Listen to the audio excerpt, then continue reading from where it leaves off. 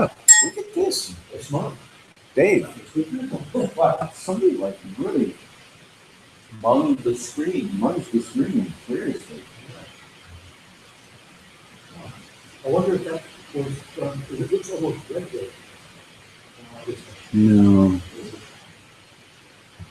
It was done by a person, or yeah, it was definitely done by a person. I mean, Oh, yeah. Oh God, somebody was like dirty hands and they were pointing to the screen. That's what I think. Yeah, yeah, whiteboard hands. Okay, Dave's up. Don't start. Don't start. Don't start now.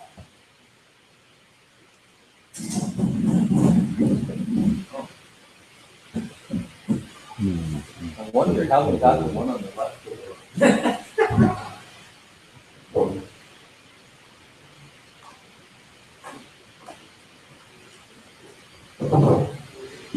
I guess if you brought one puppy in at a time, I started eating before you brought the next puppy in. And then when you got to the last puppy, when you get to the last puppy, that's when everything goes all normal. You take the puppy picture really quickly.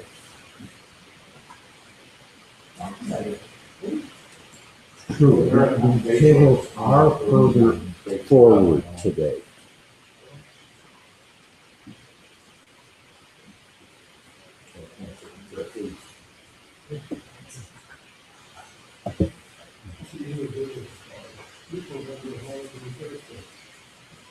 Holiday haircuts. I'll get it. Let me get it.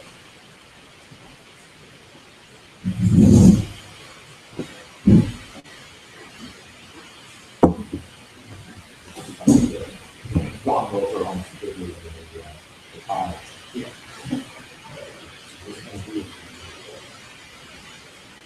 A very recent acquisition.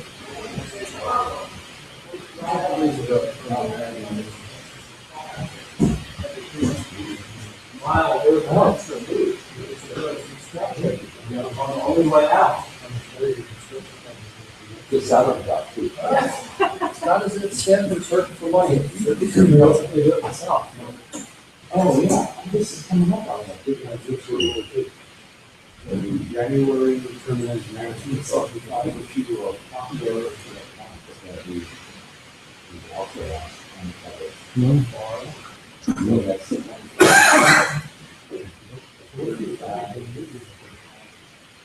It's on the web. 40 years. 20. Wow.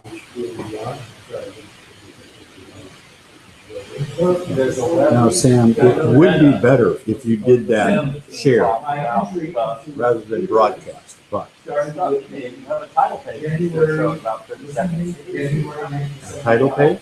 Issue of popular electronics that they had out there. Skills is, I don't know how to use it. For $397 for that.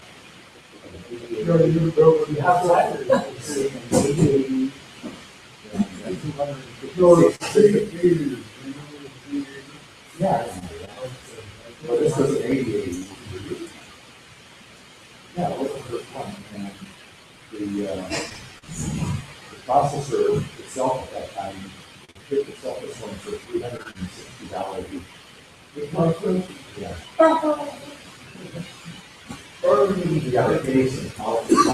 We're losing money on every one. How do we make enough volume?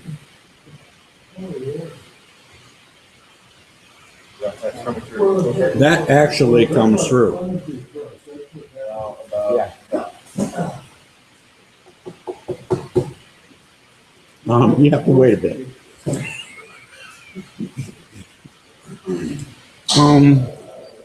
Yeah. The therapy darkness.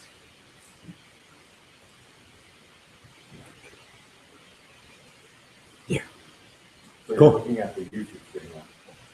No, I'm looking at to broadcast. And it's that slow Wow. today.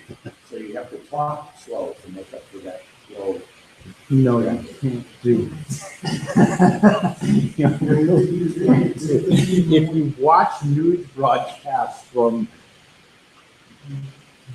bad areas where they don't have good internet, Yeah.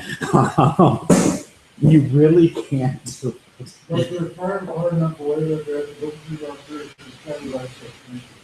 Yeah, and that dropped. There was some news program that had Skype as a sponsor, and they were doing their remote interviews over Skype. Yeah, it's terrible. And it wasn't so great, but you know, it was what it was. And one of the reporters was this, how should we put it? Blonde.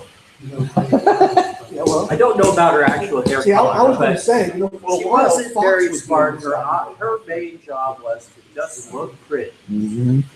And she was doing this interview, and Skype wasn't working very well. And she said after it was over, they had done with the guy, can't we ditch this crappy Skype and get something useful? You know, and she was bad mouthing the sponsor's product, Yeah, and completely oblivious to why they were using Skype at all. right, completely oblivious to the problem. Yeah, I don't have anything with me. If you go about 5 seconds,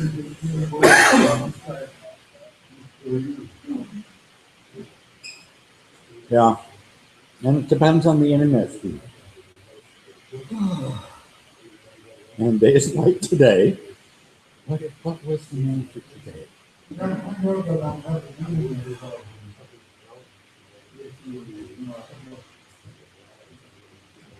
was today? It's those North Koreans. So, if I may ask, what are we waiting for? You're good? All right. I'm on. Okay.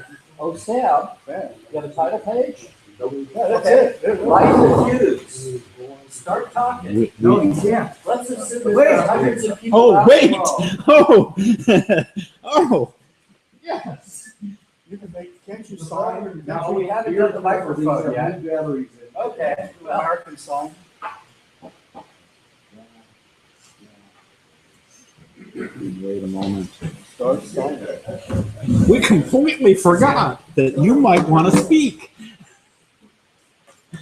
Sam? Yes. New batteries. Yay. Yeah, that was embarrassing.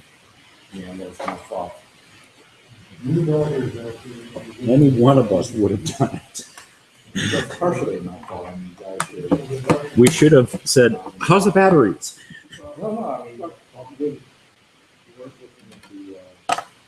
We weren't looking at the actual audio. We weren't listening to it. We didn't start the day with fresh batteries. We didn't start, all sorts of, that's what I mean. It wasn't just day. In previous years, I Um, did this thing called lessons learned month after. I think, You think? You have green lights? what I don't know and what I have to deal with now is I have to go into the audio volume mixer. And where is I have a lot of volume in my head. Yeah, well, you know, we have at home used frozen concentrated orange juice. And, you know, whenever we run out, I have to mix up a new batch and tell it a confusing story. recording devices? Microphone. Now, okay, there's.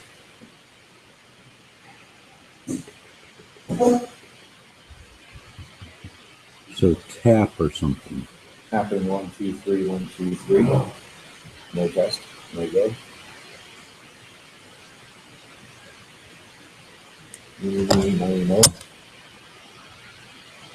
Nothing can and won't have power. Testing 1, 2, 1, 2. Testing 1, 2. That's coming through here.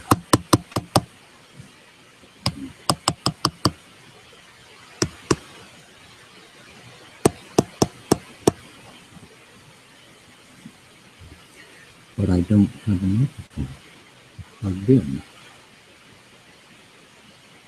Da,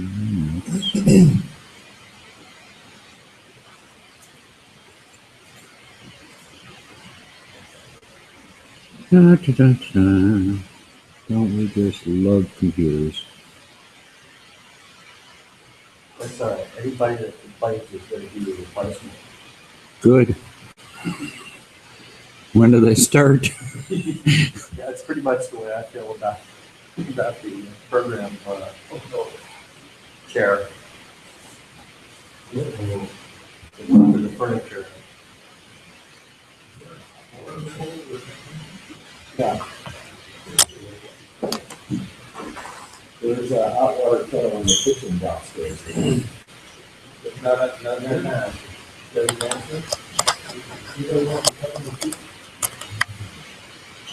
Oh, there's nobody. Do you have a cup? No, I don't. Next to the coffee traveler, there's a stack of cups you want. One? It's saying that I don't have a mic plugged in. I learned an interesting thing a few days ago. You know the various internet messages like error 404 or that. I was gonna say, didn't you need a adapter cable? The other. There's one of those that's I'm a little teapot. Oh no, that's at home. I think it was an April Fool's RFC. Yeah, that's This is when you put out.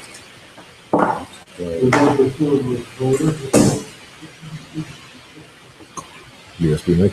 This is why we are. I needed more than one plug.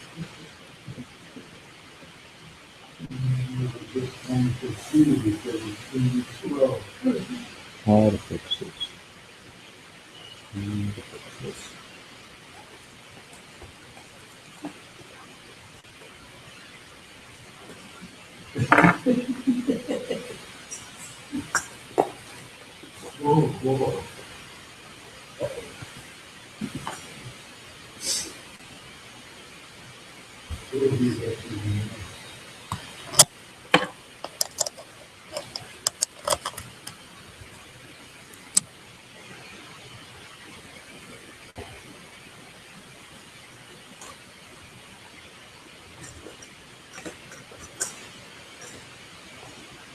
So I've been. We have an audio problem today What else? because I left that adapter at home.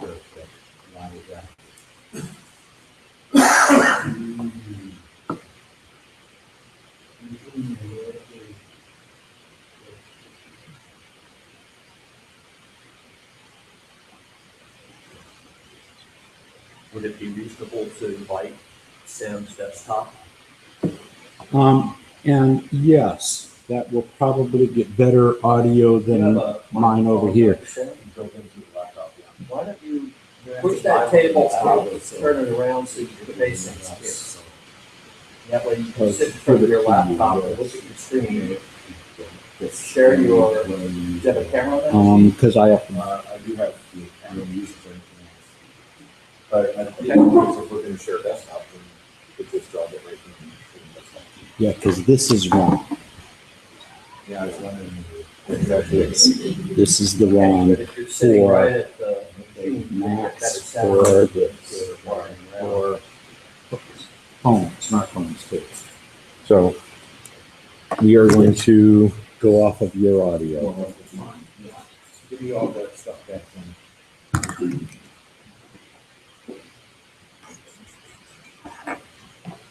But in the meantime, I want to leave that up there for a few seconds so that.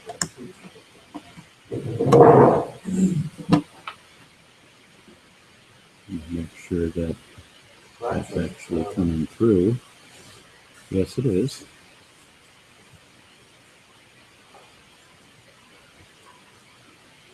Except for pictures. You push it out a little bit further, you get the chair back there. Yeah, that's what I'm having in mind.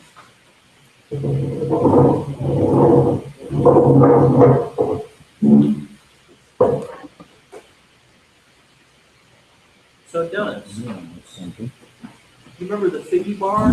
Yes.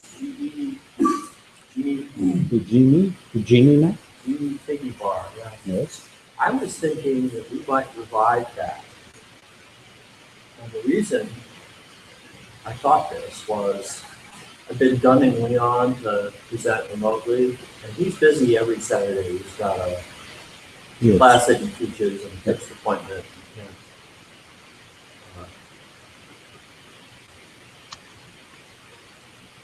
Testing 1, 2. I have green lights. Can anybody else hear me? Yes. How would we know? I can tell. I can tell. Let me. Me, so we don't have an echo. Okay. Now, Now, yes. Either you can be on, or we can have your screen on. stand by. It's your view. Cool. Sorry, folks. Gotta be something. Yeah, it's always got to be something.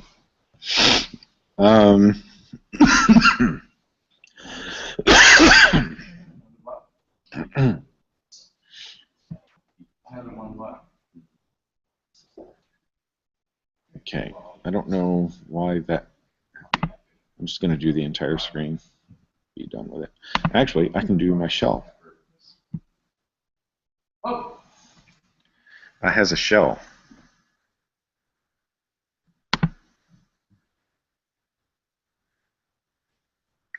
Okay.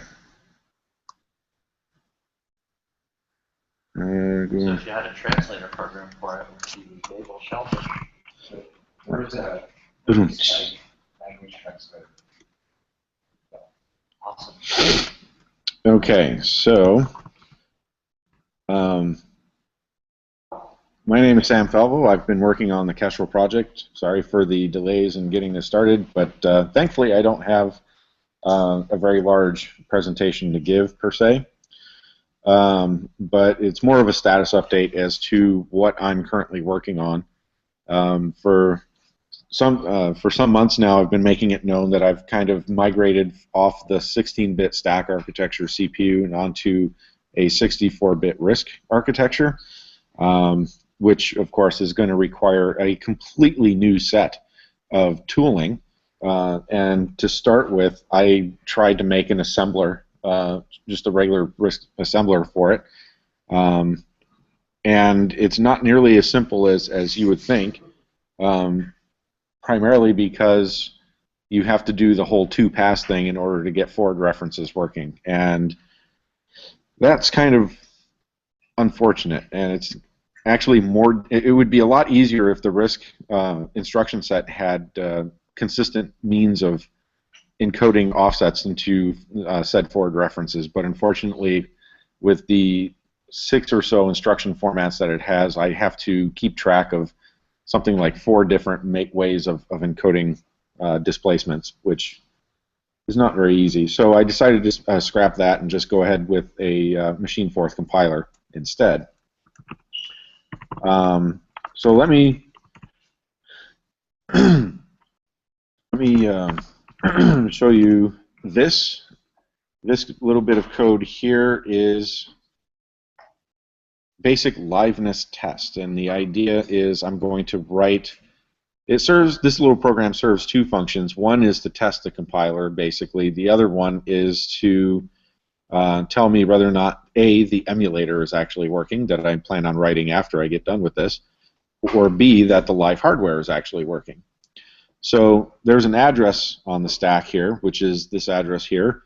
I kind of just made it up on the spot here, but I'll eventually find a home for it. This is basically a fake UART device. The idea is whatever bytes that I write into that memory address gets dumped to the console of the emulator. No idea if the live hardware will actually have this or not, but it'll at least accept writes to that address, even though it may not actually do anything. So let me just go through and kind of tell you how this is working. The processor boots at address 8192 decimal, which is kind of an odd location for the CPU to boot, but that's how the RISC-V architecture is defined. And since it's not really possible in Forth to reference definitions ahead of where you're currently at in source code, one of the first things that I do is I compile a defer statement. And what that does is it compiles an unconditional jump with a 0 address. Or in the RISC-V's case, 0 displacement. Excuse me. We do eventually, once we're done fixing everything up, we will eventually patch that target. And we do this using the traditional tick operator to get the address that we want, and the is operator, which actually sets the offset of that branch. The actual program that we're trying to execute itself is here. It's very simple. All it does is it writes the letter A to the UART and then branches back to itself. You'll notice that there's no begin-end construct here. This is a holdover from my previous machine Forth implementation for the 16-bit CPU. The only difference is instead of using the word again, which technically makes more sense in this context, because I do eventually want to support begin and various other looping constructs, I'm using a new word called bis, and it's a French word that means again. So it seems to be appropriate here. The idea is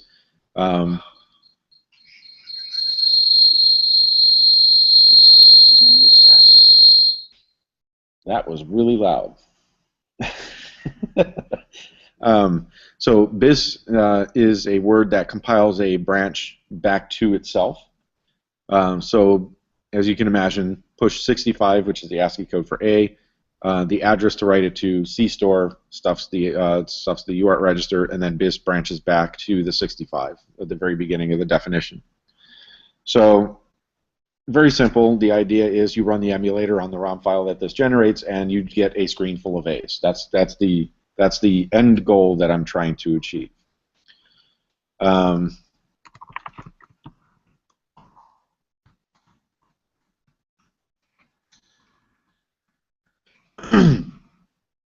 Now we're going to take a look at the actual code itself for the compiler.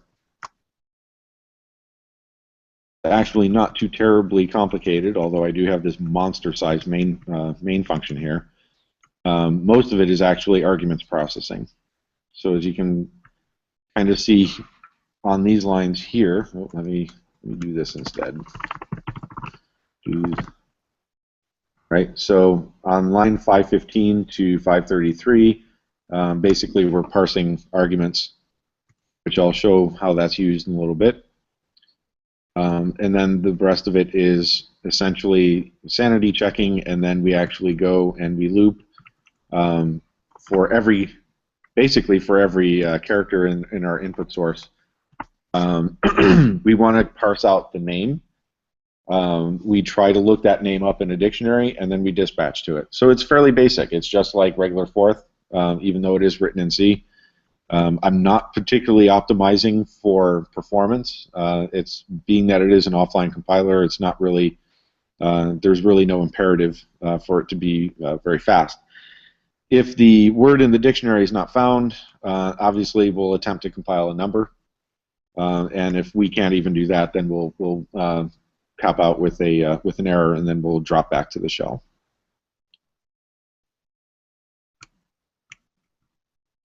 So our compiling a number, I'll look at this next because it happens to be in the source code next. Basically, there's two ways to express a number. You can either use a decimal, which starts with a digit between 0 and 9, or you can express a hexadecimal number, which starts with a $sign. And then, of course, I handle the specific case of a negative value down here. Once we have that number, though, the actual compilation does two things. One is we push our top of stack register onto our data stack, and then we adjust the stack pointer. And then, depending on the magnitude of the value that we want to save into the T register, we generate either an instruction which adds 0 to that value, thus allowing us to use an inline immediate right into the instruction stream, or because we only have so many bits in the instruction in which to encode an immediate constant, what we have to do is allocate a space in our data segment and then reference that as a memory load. This will give us access to numbers that will span the entire 64-bit range. Now, this may seem like a very wasteful process, and the way that I've implemented it, it certainly is. But what this actually allows us to do is we can actually keep a record of which constants we've compiled, and we can actually re-reference those constants using the same offset each time we need to. So it actually ends up saving space in the long run. I just don't have that code implemented right now. Here's our dictionary, and when I said that it was incomplete, I meant it. It's only got a small handful of words implemented. I've got line comments. I have a colon compiler. I have exit and semicolon, and so on. And our ability to find a handler is located here. This is the body of the loop. It's very, very simple. Do a simple string search, string comparison. If they don't match, move on to the next one. And that's pretty much it. The individual words themselves are essentially macros. As you can see, like for example, here doing CStore on line 425, what we're doing is we're referencing items on the stack to gain access to the data to store. We already have the address to store it in T, and the SB is the store byte instruction there. Here's an interesting element of the BIS word. Basically, all branches in the RISC-V architecture are PC relative. So what I'm doing here is I'm calculating an offset, but then I'm actually adding 8 to that offset, and the reason being is because these two instructions, which totals 8 bytes, should only be executed once. And what that does is that saves the return address onto the return stack.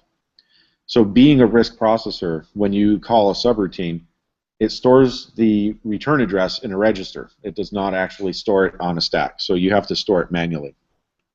And that's why I did that little preamble there that should be skipped.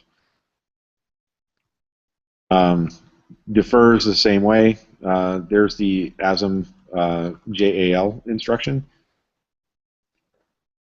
Now, creating a word is fairly simple. We just, in this line here, we grab the next input token. In this line here, we calculate our current address, and then the rest of this is creating a label which kind of binds the two, and then we store them into the image in a words list that allows us to find it a little bit later. These are some of the assembler instructions. I call them the assembler instructions, but they're just convenient subroutines that do the same thing. These are converting parameters that I pass in in a assembly-like notation into a lower level representation that's the actual instruction forms that the RISC processor executes. And I've got some debugging information here that allows me to generate a listing as well, at least to standard out. Some utility functions for managing labels. Here we actually see what those lower level instruction placement functions are. You'll notice a ton of asserts here. That's for sanity checking on my part because I tend to make a lot of mistakes. The UJ instruction form is interesting. This is one of at least 3 different ways of representing a displacement on the RISC-V. As you can see here, I have to extract out a number of subfields, and then I have to repack them all in various orders. I kind of disagree with the RISC-V architecture folks as to the rationale why they did this. On the other hand, they've got a lot more experience than me in fabricating actual silicon, so I'm kind of taking their word at their face value that this encoding actually saves transistors, which is why they're doing it this way. But at least it gives me plus or minus 1 meg, so a total displacement space of 2 megs, which is kind of nice. The actual low-level memory management stuff for manipulating images. Here we have now there, like I mentioned a data segment as distinct from code segment earlier. We need to have this in order to build up your data section as you're building the code section, and everything is referenced using relative offsets, for which I'm very thankful for. These functions here are used to place D words, words, H words, and bytes. So basically 64-bit, 32-bit, 16-bit, and 8-bit quantities, respectively. And each data and code segment is represented by a buffer construct, and that's the code that manages that. Finding the next input token is, I've been using this algorithm since at least 2001, implementing this. Basically what you do is you skip current white space, which is expected. We grab the current address of our input token. We then skip all non-white space characters, and then we eat the final white space, and then we return the address of that, and that's basically your 4th word. And then these are just basic implementations of that. And the rest of this is all just C-level structures and utilities and such. In terms of the operating VM, there's a small handful of registers that I'm using. Register 0 always contains the value 0. It is enforced by the hardware. RA is the return address. So as soon as you enter into a colon definition, RA is actually you might think, is the top of the return stack, basically. KP is so named because K stands for continuations in the scheme community. This is actually your return stack pointer. And SP is your data stack pointer. P is, as you would expect, the top of stack. S is actually a utility register. It does not actually represent the second on stack, but when I do use it, it holds the second of stack. And then GP is your global pointer that actually points to the data segment that I was talking about earlier. And then the rest of this is all just type defs and things to make the compiler happy. So what I'm going to do now is I'm actually going to compile this code. So basically I'm telling it to compile from that file, and I'm going to give it the instruction to list to the screen. And I'm in the wrong directory, so let me try that again. And that's the result. So we can see here cold being the defer word that compiles a jump to a relative offset of 0. That will be fixed up later, although it's not set at the time of compiling. When we enter into the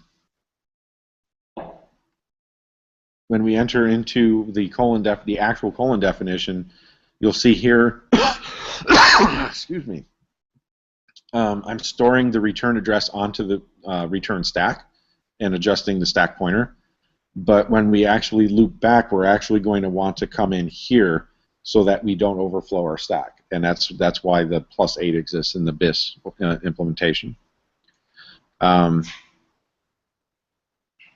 so basically, we are at this point pushing our top of stack onto the data stack and then setting it to the value 65. But because our other value is not actually able to fit in that field, the second time we do this, we push onto the stack, but then we fetch from memory at offset 0 from our data segment.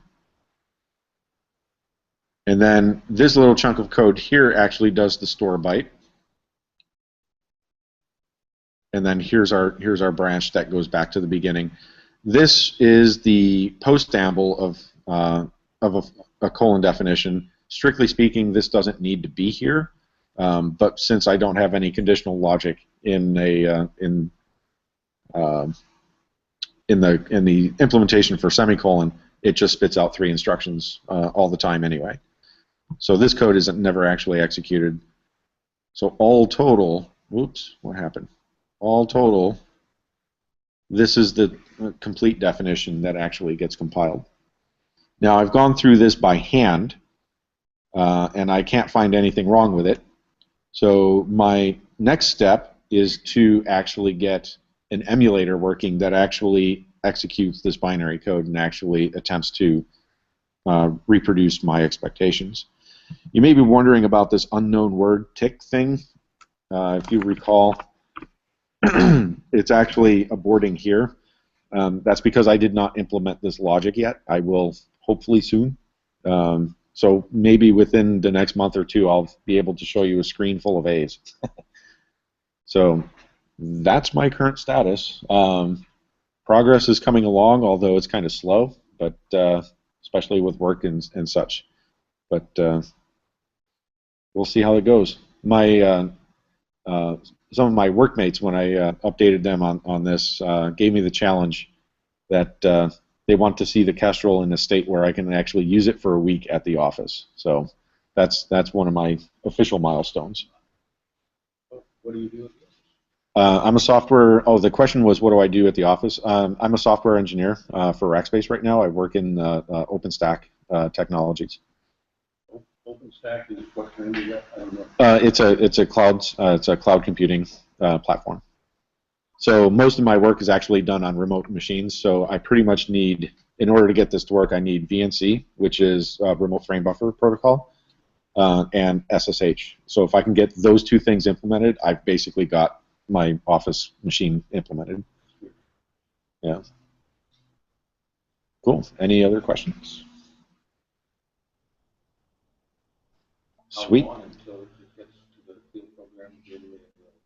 I'm of 2 minds on this. The question was how long before we see real hardware on this, basically.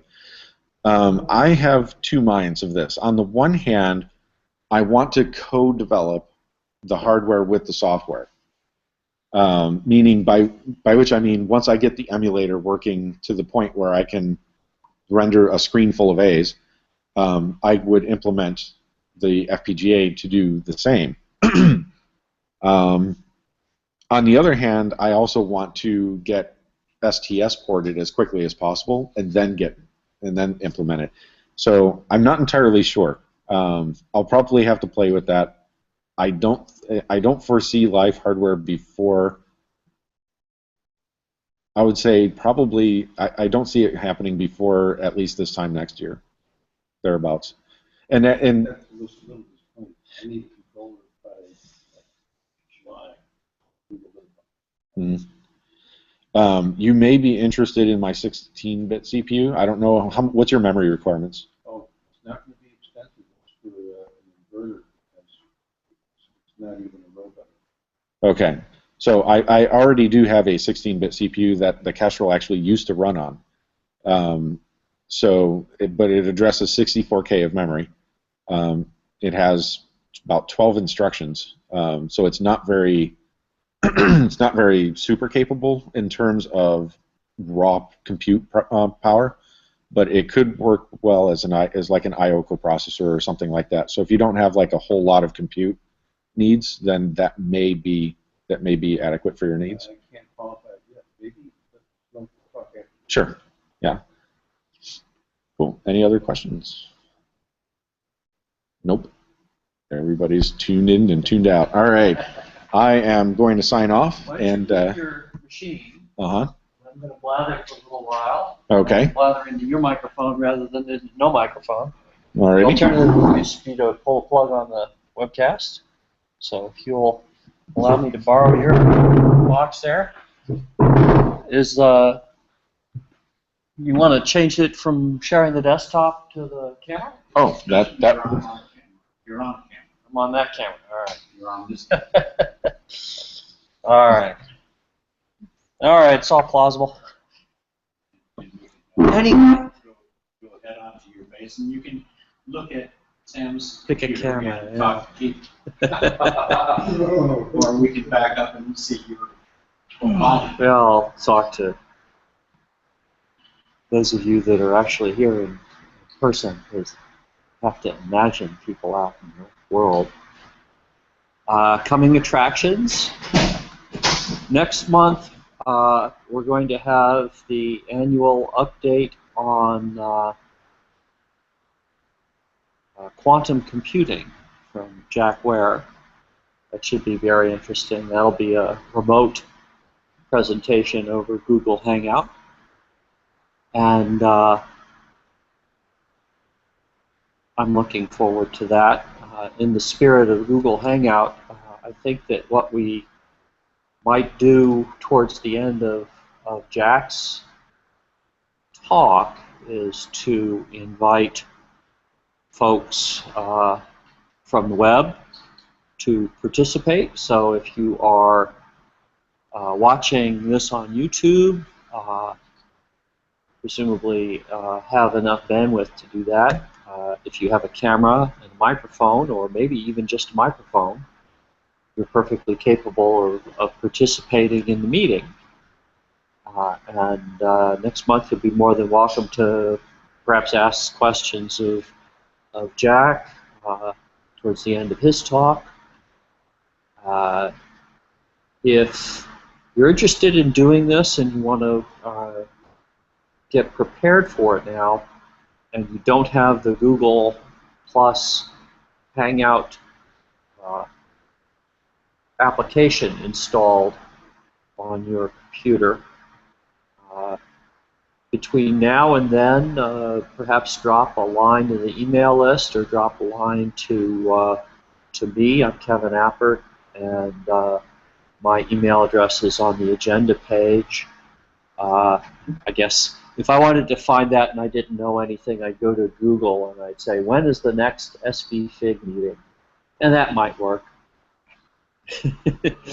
If it doesn't, I guess you can't complain because you don't know my email address. But we digress. The other thing I was sort of thinking about doing is resuscitating the Genie Figgy bar. Many years ago, there was an online dial-up service called Genie, and we basically had a chat room.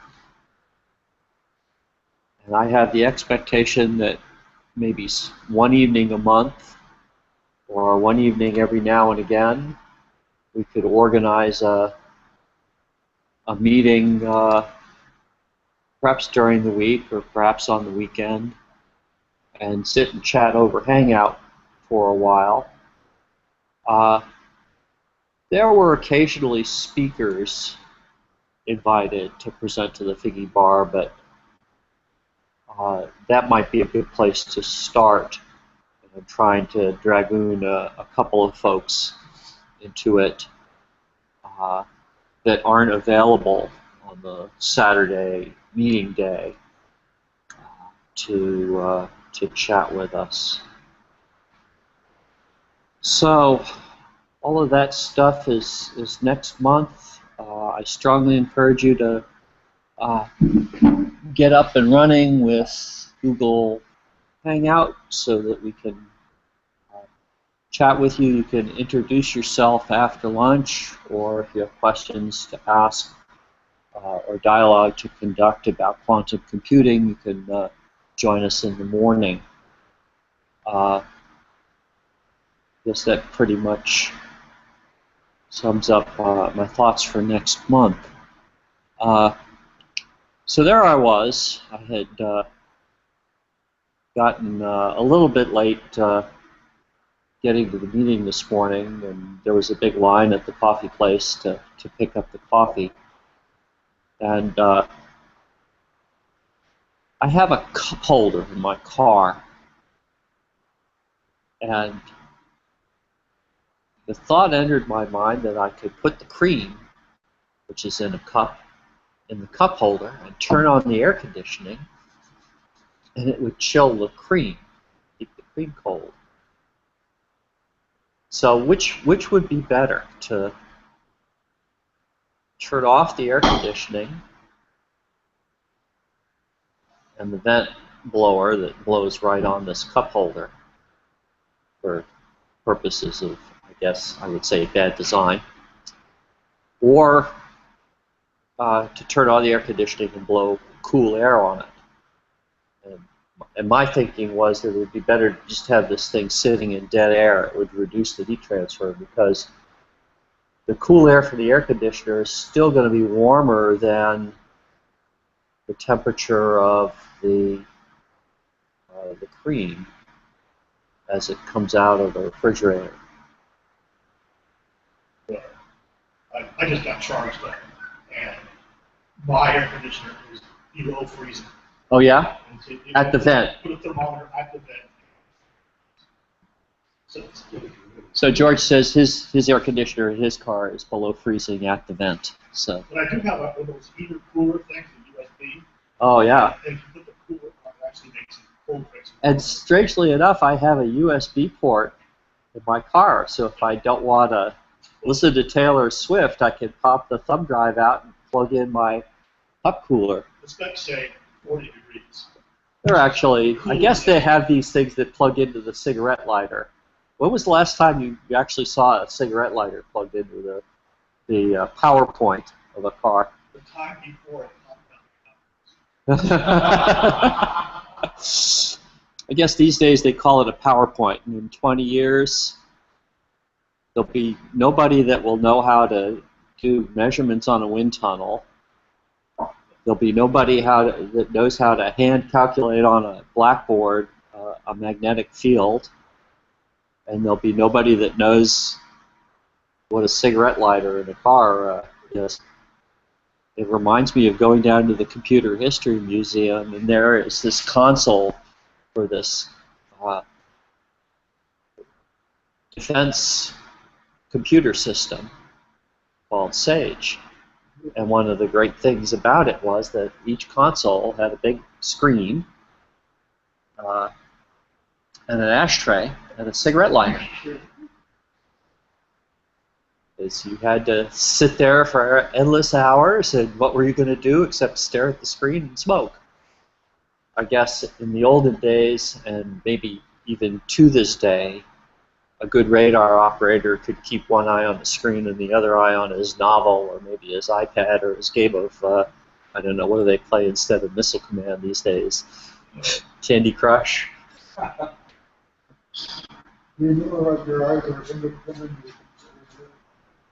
Well, you know, if you have peripheral vision, you know, you can watch the screen with peripheral vision, but I have the expectation that these days it requires less eyeball on the screen than ear waiting for the alarm to ring, and then you start doing stuff. Security systems have, even video security systems have even the simplest ones have motion detectors, and you can pick out, designate things on the screen, and when they start moving, for example, in the retail environment, you have merchandise, and when the merchandise starts moving, you know, it beeps and alerts the security guard to watch that particular channel of the perhaps 100 channels or more that a security guard might be monitoring in a large establishment. But getting back to coffee and thermodynamics, I guess this was a puzzler at one time, but I had heard it before then. Listening to car talk is sort of a melancholy experience these days. It sounds an awful lot like Tom is still alive. You know, they read the underwriting credits and go back and forth, and Tom gives the name of olden underwriters, and Ray recites the script for new ones.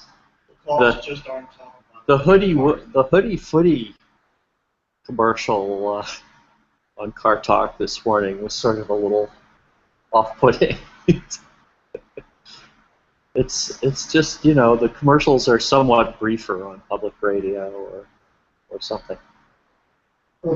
So anyway, this Car Talk puzzler had a flunky that was sent out to get a cup of coffee for the boss, and he had to decide whether to put cream in it or take the cream back separately. And the object was to get the coffee back to the boss as hot as possible. And as it turns out, if you add the cream at the coffee shop, it lowers the temperature right away, and then the temperature difference is smaller, so the flux of heat into the environment is, of course, smaller. This is Newton's cooling law. So the thing to do if you want the coffee hotter is to add the cream right away rather than at the office. And I was thinking this would be a great thing for kids to do in a, I don't know, maybe junior high science class, because it would involve data acquisition and scientific measurements, and you could plug it into the USB port on your computer while computers still have USB ports. Of course, you know, years ago when I thought of actually doing this, it was, you know, an A to D converter that you plug into the serial port on your laptop or computer in the classroom. Those were the days. RS-232. I really understood RS-232. I could never understand people that had a problem with CTS and RTS and TX and RX and ground. I mean, you know, you can generally get by with 3 wires. Sometimes, you know, there were a couple of handshake things involved. You know, never really understood why they needed, you know, more than one handshake in each direction. But it just goes to show you.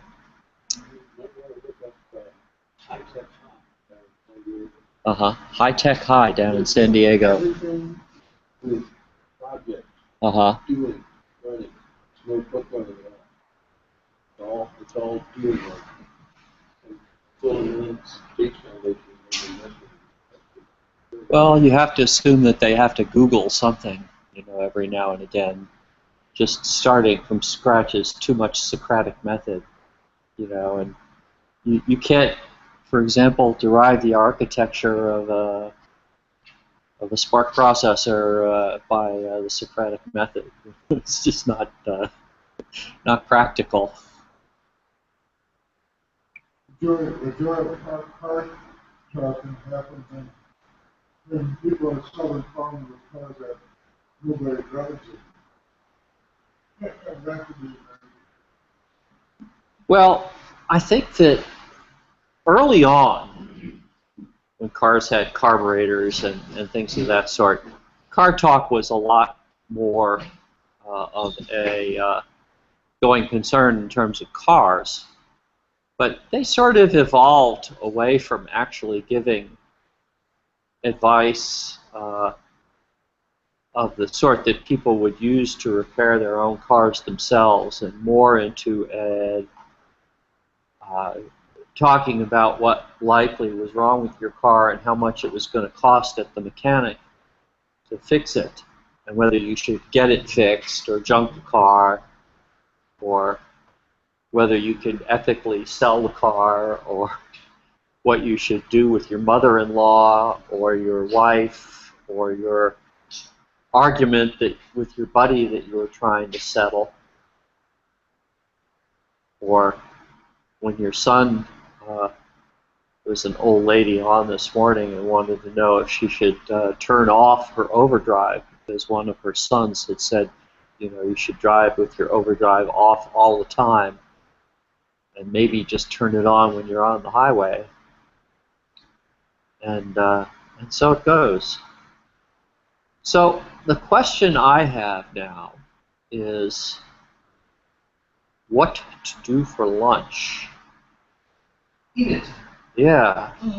Dave, I think, is tending towards the Coho coffee shop. Yeah, that's open.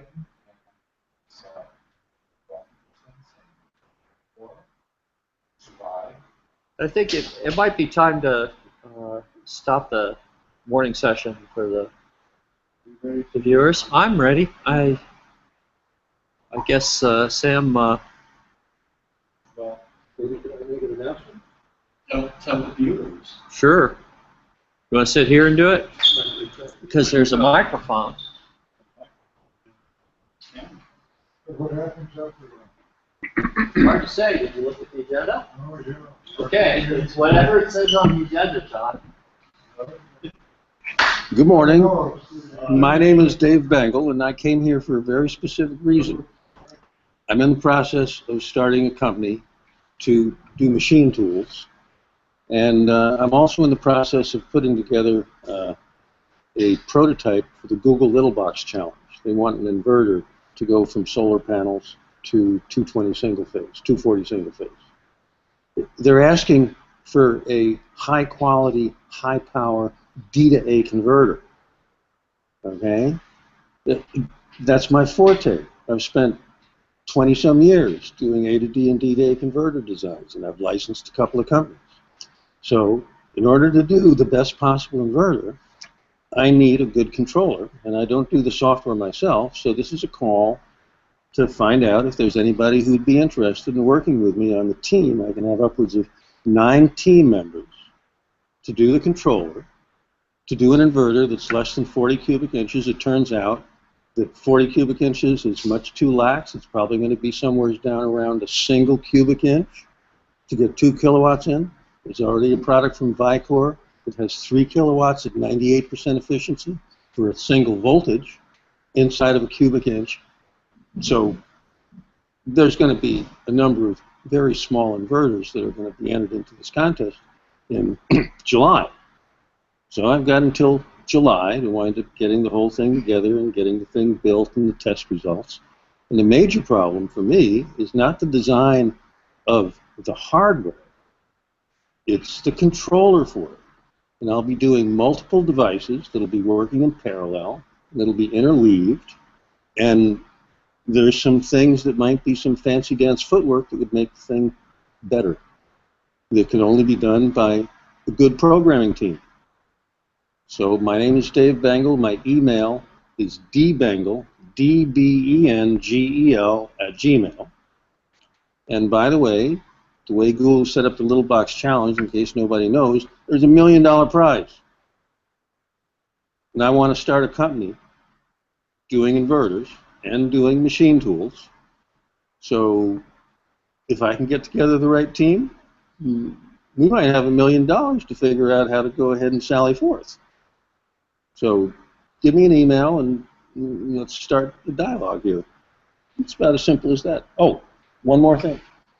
I just did a bunch of searching this last week on control systems technologies, and I found out that there's a bunch of really high-quality software out there relating to hold-ons. Has anybody here heard of hold-ons before? holonic hierarchical control systems? Okay, well it turns out that there's tons of good work being done on them, that there's all sorts of stuff for free out there, including high-level tools for building the holons and the holon structure for control systems. It probably could be ported over to Forth straight away, and it would be like gangbusters for solving all these problems for the inverter and the machine tool and all sorts of other stuff that has already proven itself on many times over for robotics control systems and for scheduling for manufacturing and so on and so forth. So, by the way, is there a way for me to put up these links on the references I found on your website? On holons? Send them to Dave. Send them to Dave. Okay, I'll talk to Dave right now to make sure I know how to do that. Yep. Excellent. So are we done? Yeah, I think we'll rejoin at 1. Okay, we are done at the moment, and I suppose you can see who I am. I talked about. I'm Dennis. I talked about going to. So we are done. We'll see you in the afternoon. Sam will be running the afternoon. Talk to you later.